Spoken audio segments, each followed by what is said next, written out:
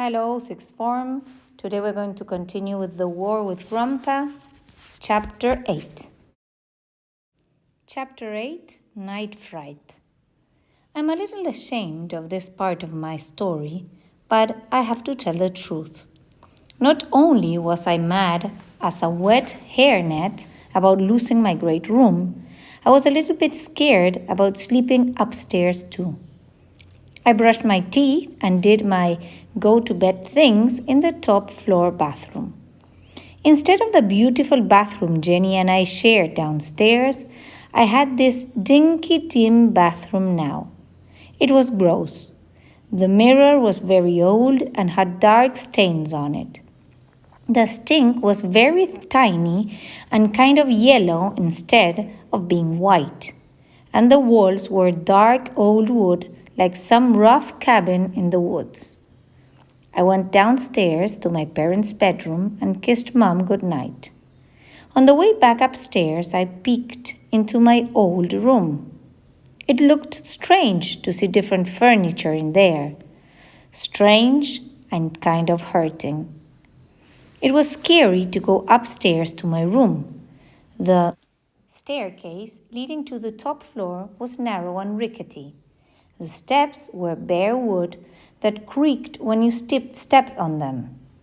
And there wasn't too much light. Not like the steps leading to the second floor, which were covered with thick carpet and had a beautiful light fixture, so everything was plain as day. The hallway upstairs was spooky, a narrow little space that was very dark, with open doors to empty rooms that looked like black caves where someone could be hiding. I know that sounds silly, but that's what I was feeling. There is no boogeyman who waits in the dark to grab kids. I know that. But at 9 o'clock at night, in this dim little hallway with the floorboards creaking, you can get frightened whether you know that or not. I kind of jumped into my new room and slammed the door shut fast. And just as fast jumped into bed and under the covers. I waited a while before I turned off my lamp. I was in no hurry for it to get dark.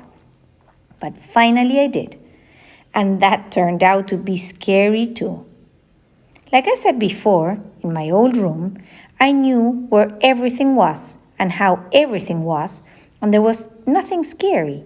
But up here, it was different. A light flickered on the ceiling and the wall, making shadows that jumped around.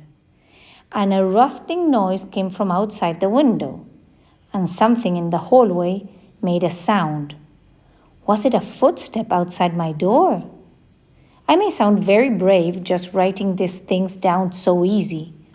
The truth was, I was terrified out of my mind. The waving shadows of yellow light on the wall almost began to look like two black arms that could grab me. Be still, my heart, I whispered to myself, which is something my mom says sometimes. I felt like an idiot talking to myself, but I was the only company I had in that room.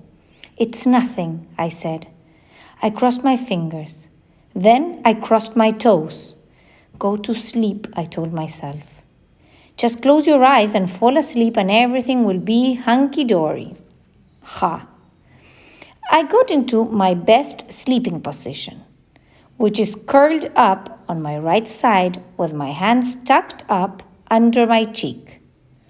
The rustling sound had to be from the big old tree outside my window, I figured after a while. And the spooky yellow light was probably the street lamp on the corner. And the noises outside my door were just all floorboards creaking. And there really wasn't a crook or a murderer sneaking up here to get me. Probably. And then I began to get angry. Why was I the only one in the house who had to give up something for Grandpa? Why me?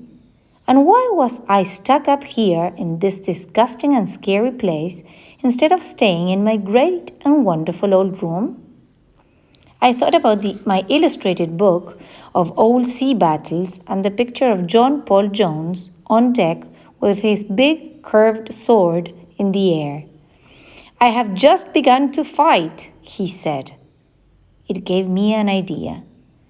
Maybe there was a way I could fight to get back what was really mine. But how? That's what I was thinking about when I finally fell asleep.